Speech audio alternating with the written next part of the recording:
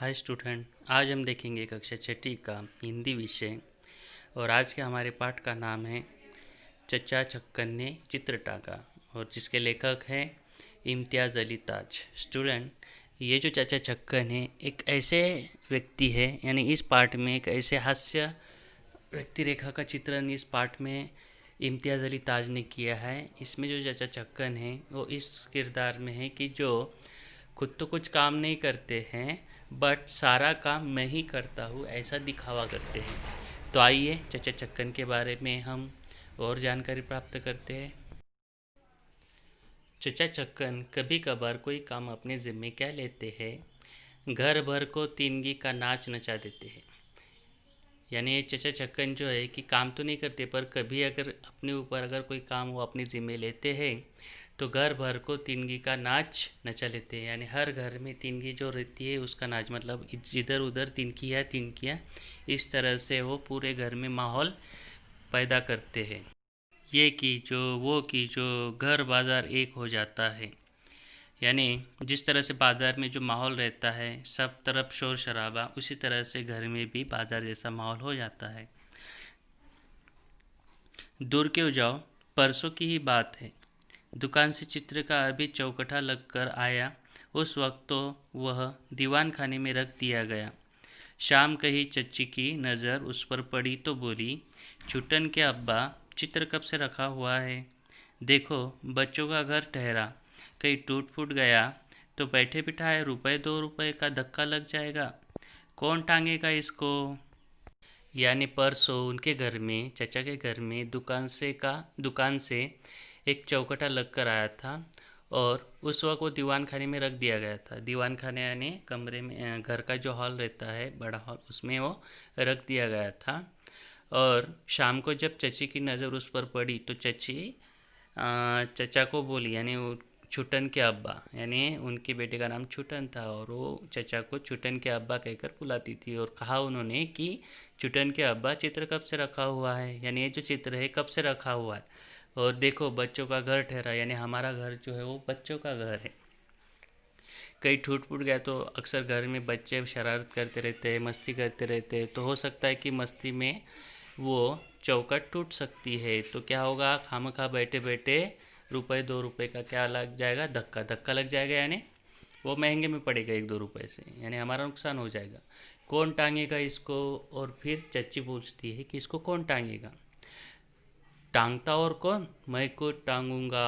कौन सी बड़ी बात है, मैं अभी सब कुछ खुद ही किए लेता हूँ। यानी चाचा कहते हैं कि और कौन टांगेगा मेरे सिवाय, उसमें कौन सी बड़ी बात है। मैं क्या करता हूँ, अभी के अभी खुद से ही इसको मैं टांग देता हूँ। कहने के साथ ही शेरवानी उतार चचा चित्र टांगने लग गए। इमामी से कहा, बीवी से 2 आने पैसे लेकर किले ले आ। इधर वो दरवाजे से निकला, उधर महोदय से कहा, महोदय महोदय जाना ईमानी के पीछे, कहो 3-3 इंच की हो किले, भाग कर जा, जा पकड़ लो उसे रास्ते में ही। लीजिए चित्र टांगने का काम शुरू हो गया, और अब आई घर भर की शामत। यानी अभी चित्र टांगने का काम शुरू हो गया, और जैसे ही उन्होंने काम शुरू कर दिया और वो इन सबको एक एक काम बताने लगी। यानी खुद तो कुछ काम नहीं कर रहे, बस बाकी लोगों को, यानी सबको काम पर लगाने लग गए। नन्हे को पुकारा, ओ नन्हे, जाना ज़रा हथौड़ा ले आना, सीढ़ी की ज़रूरत भी तो होगी हमको। यानी नन्हे को भी कहते कि जाओ नन्हे और हथौड़ा लेके आओ, और उसके बाद बोले कि अभी मुझे सीढ़ी की भी ज़रूरत लगेगी।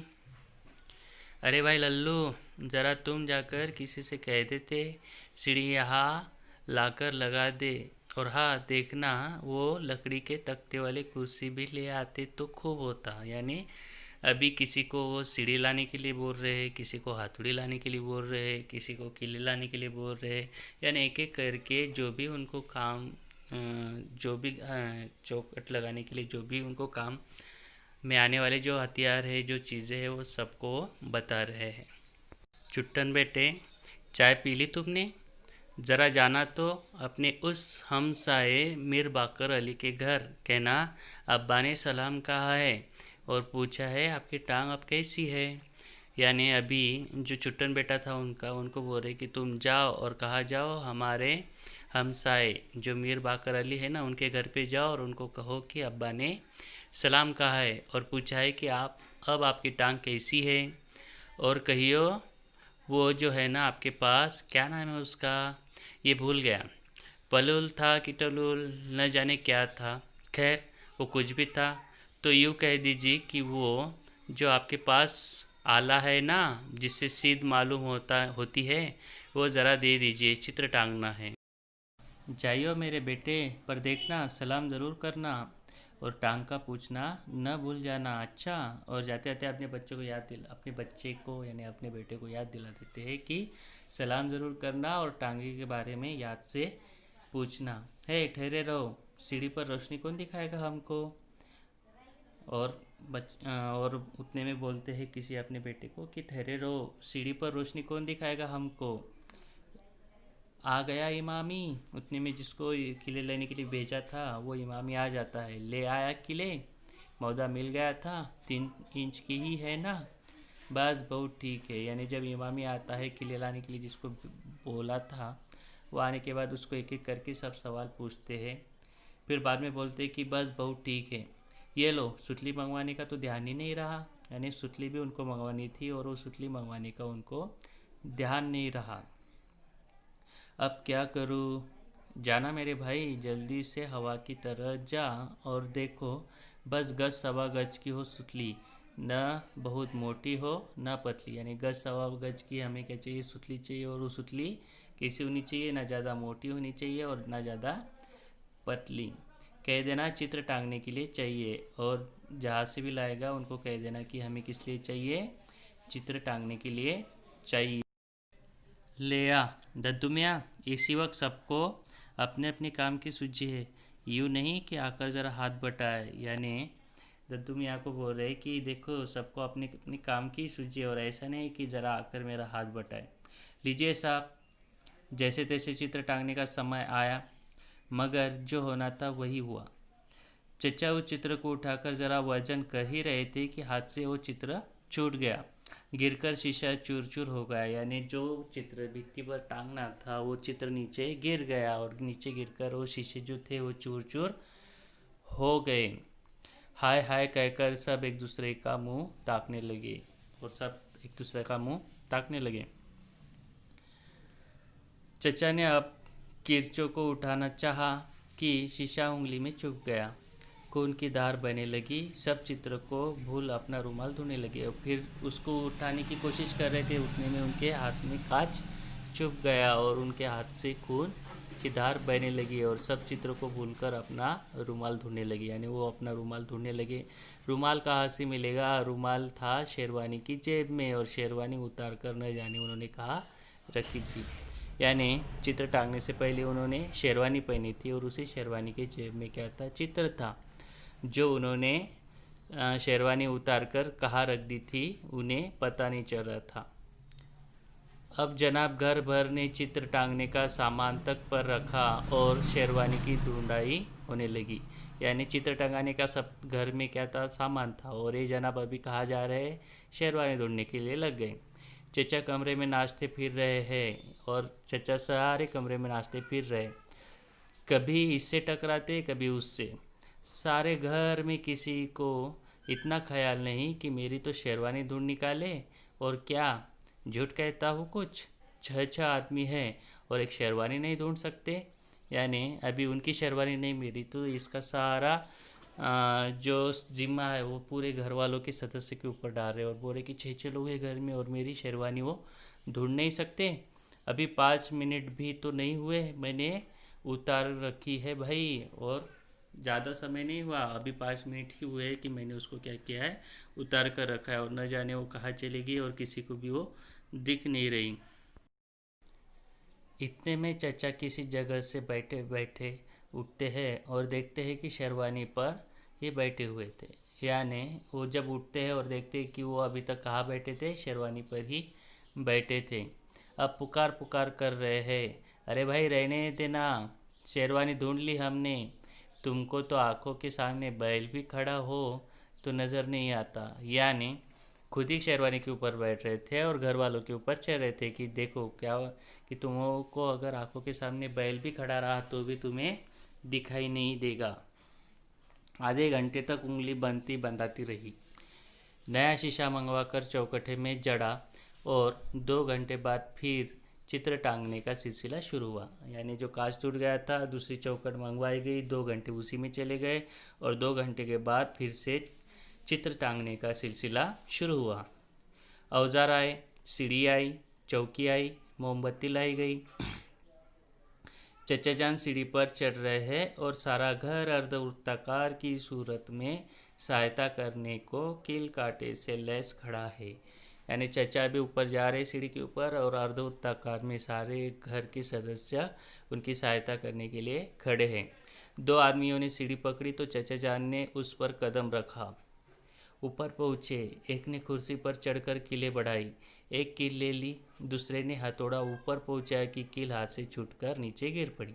देखिए, अभी ऊपर चढ़ गए चचा जी और कील ठोकने के लिए उन्होंने बढ़ाई। उसके बाद हथौड़ी लेने के लिए जैसे उन्होंने हाथ बढ़ाया तो दूसरे हाथ से कील नीचे गिर गई। किसी अन्य आवाज़ में बोले, ये लो, अब एक कील हाथ से छूटकर गिर पड़ी। देखना कहाँ गई? यानी उनके हाथ से जब कील छूटकर नीचे गिर गई तो बोलने लगे कि ज़रा देखो कहाँ चली गई। अब जनाब सबके घुटनों के बल टटोल टटोल कर कील तलाश कर रहे और चाचा मियाँ सीढ़ी पर खड़े लगातार बड़बड़ा रहे। सब जो नीचे खड़े थे अपने घुटनों पर आ गए और जिधर उधर सब क्या कर रहे, टटोल मटोल कर कील की तलाश करने लग गए। और ऊपर जो थे सीढ़ी पर चाचा, वो लगातार बड़बड़ कर ही रहे थे। मिली? अरे ढूंढा, अब तक तो मैं 100 बार तलाश कर लेता। अब मैं रात भर सीढ़ी पर खड़ा खड़ा सूख जाऊंगा। नहीं मिलती तो दूसरी ही दे दो। अंधो, यानी सबको अंधे कहते हैं। और अब तक मैं अगर रहता तो 100 बार उस कील को तलाश कर रहता। तो चलो कोई बात नहीं, अगर नहीं मिल रही है तो दूसरी ही दे दो। अगर नहीं दोगे तो मैं सीढ़ी पर खड़ा खड़ा ही सूख जाऊंगा। ऐसा वो सभी सदस्यों को कहते हैं। यह सुनकर सबकी जान में जान आती है, यानी सबको एक राहत महसूस होती है। तभी पहली कील मिल जाती है और उतने में फिर क्या होता है, जो पहली कील जो नीचे गिरी थी वो मिल जाती। अब कील चचा जान के हाथ में पहुंचाते हैं तो मालूम पड़ा कि हथौड़ा गायब हो चुका है। यानी कील उनको मिल गई तो उसके बाद क्या हुआ, हथौड़ा ही गायब हुआ। यह हथौड़ा कहाँ चला गया? कहाँ रखा था मैंने? उल्लू की तरह आके फाड़े मेरा मुंह क्या ताक रहे हो? 6 आदमी और किसी को मालूम नहीं कि हथौड़ा मैंने कहाँ रख दिया। यानी खुद ही हथौड़ा कहीं पर रख दिया, मिल नहीं रहा और दूसरों को ही बोल रहे हैं कि हथौड़ा, यानी 6 आदमी लोग हो और किसी को दिख नहीं रहा कि हथौड़ा कहाँ है, मैंने कहाँ रख दिया। अब हथौड़ा मिला तो चाचा ये भूल बैठे कि नापने के बाद कील गाड़ने को दीवार पर निशान की जगह लगाया था। यानी कि हथौड़ा मिलने के बाद जब उन्होंने निशान लगाया था कि वो कील नापने का जो निशान था वो भूल गए कि वो निशान जो था वो किस जगह लगाया था। सब बारी बारी कुर्सी पर चढ़कर कोशिश कर रहे थे कि शायद निशान नज़र आ जाए। हर एक को अलग अलग जगह निशान दिखाई देता, यानी सब लोग ऊपर चढ़कर देख रहे थे कि निशान कहीं दिख जाए, पर हर बार हर एक को जो निशान था वो अलग अलग जगह पर दिख रहा था। आखिर फिर पटरी ली और कोने से चित्र टांगने की जगह को दोबारा नापना शुरू किया। फिर से उन्होंने पटरी यानी स्केल जो थी वो ले ली और दोबारा दीवार से उसको नापना शुरू किया। चित्र कोने से 35 इंच के फासले पर लगा हुआ था। जो चित्र था, जो कोना था, उस कोने से 35 इंच के फासले पर लगा हुआ था। 12 और 12 और कितने इंच, और 12 और 12 और कितने इंच, और यानी 12 12 2 बार कर लेते हैं। और कितने इंच बच्चे हैं? बच्चों को ज़बानी हिसाब का सवाल मिला। ऊंची आवाज़ में सभी ने सवाल हल करना शुरू किया और जवाब निकला तो किसी का कुछ था और किसी का कुछ, यानी सबका जवाब अलग अलग आ रहा था। एक ने दूसरे को गलत बताया और फिर तेरा गलत है, नहीं मेरा सही है, ऐसा उन आपस में हो रहा था। इसी तू मैं सब भूल बैठे कि असल सवाल क्या था। नए सिरे से नापने लेने की ज़रूरत पड़ गई। फिर से अभी चाचा ने फिर से नापना शुरू कर लिया। चाचा ने अब सुतली से नापने का इरादा बनाया और इस चक्कर में सुतली हाथ से छूट गई और चचा आ गिरे ज़मीन पर। फिर से उन्होंने नापना शुरू किया और इस चक्कर में क्या हुआ कि उनके हाथ से जो सुतली थी वो छूट गई और चचा कहाँ आ गिरे, सीधा ज़मीन पर आ गिरे। कोने में सितार रखा था, उसके सारे तार चचा जान के बोझ से एकदम झनझनाकर टुकड़े टुकड़े हो गए। उतने में दूसरा भी नुकसान हुआ कि जो कोने में सितार रखा था चाचा उसी पर गिरे थे और उस सितार के, यानी जो बजाने वाला सितार रहता है ना, उस सितार के सारे तार जो थे वो झनझनाकर टुकड़े टुकड़े हो गए। बहुत मुश्किलों के बाद चचा जान फिर से कील गाड़ने की जगह तय करते हैं, यानी फिर दोबारा चचा जान उठते हैं और बड़ी मुश्किल के बाद फिर से जहाँ पर कील गाड़ना है वह जगह वो तय करते हैं। बाएं हाथ से उस जगह की कील रखते हैं और दाएं हाथ से हथौड़ा संभालते हैं, यानी दाएं हाथ में उनके हथौड़ा होता है और बाएं हाथ से क्या होता है, वो कील को उस जगह पर रख देते हैं। पहली चोट जो पड़ती है तो सीधी हाथ के अंगूठे पर, यानी जैसे ही पहले हथौड़े का वार वो करते हैं तो सीधा वो हथौड़े का वार कहाँ पर जाता है, उनके अंगूठे पर। चचा सी सी करके हथौड़ा छोड़ देते हैं और चचा क्या करते, हथौड़ा छोड़ देते हैं, वह नीचे आकर गिरता है किसी के पाँव पर और वो जो हथौड़ा वो हाथ से छोड़ देते हैं वो हथौड़ा नीचे किसी के पाँव के ऊपर आकर गिर जाता है। हाय हाय उफ ओ, और मार डाला शुरू हो जाता है, यानी जिसको लगा वो चिल्लाना शुरू कर देता है। अब नए सिरे से कोशिश शुरू हुई। कील और आधा हथौड़ा दीवार में और चचा अचानक कील गड़ जाने से इतनी ज़ोर से दीवार से टकराते हैं कि नाक ही पिचक कर रह गई, यानी कील गड़ने के वजह से इतनी ज़ोर से उस दीवार पर टकरा जाती है कि उनकी नाक ही क्या होती है, पिचक कर रह जाती है। कोई आधी रात का वक्त होगा, जैसे तैसे चित्र टंगा, यानी आधी रात तक क्या हो गया, वो चित्र टंगाने का सिलसिला जारी रहा और अंत में क्या हुआ, वो चित्र टांगा गया। वो भी कैसा, टेढ़ा मेढ़ा और इतना झुका हुआ कि अब गिरा कि तब गिरा, यानी कभी भी वो गिर सकता था, ऐसा इतना वो झुका हुआ था। चचा के सिवा बाकी सब थकान से चोर नींद में झूम रहे थे। सब लोग अभी तक सब सो गए थे, सिर्फ चचा ही जगे हुए थे।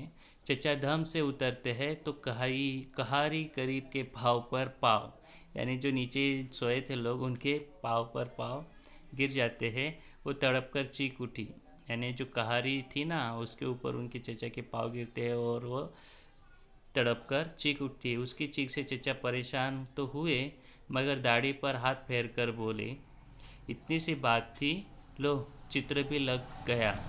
इस काम के लिए लोग मिस्त्री बुलवाया करते हैं। देखो चाचा तो अंत में कहते कि इतना सा काम है और इसके लिए लोग क्या करते हैं, मिस्त्री को बुलवाते हैं और मैंने इसको लगा भी लिया। परंतु आपको ने भी देखा होगा कि एक छोटी सी चित्र को टंगाने के लिए चाचा ने कितने सारे लोगों को परेशान किया और खुद भी कितने परेशान हुई। और काम तो छोटा सा ही रहता है बट उसको करने के लिए चाचा ने बहुत सारी परेशानियों का सामना करना पड़ा। तो इस तरह से आज हमने चचा छक्कन के बारे में जानकारी प्राप्त कर ली है। आप अगर YouTube पर जाओगे चचा छक्कन के और भी बहुत सारे रोमांचक किस्से हैं, मज़ेदार किस्से हैं। आप उन किस्सों को अगर चचा छक्कन भी डाल दोगे YouTube पे सर्च करोगे तो आपको बहुत सारे उनके कारनामे दिखाई देंगे, तो आप उनको अवश्य देख लीजिए।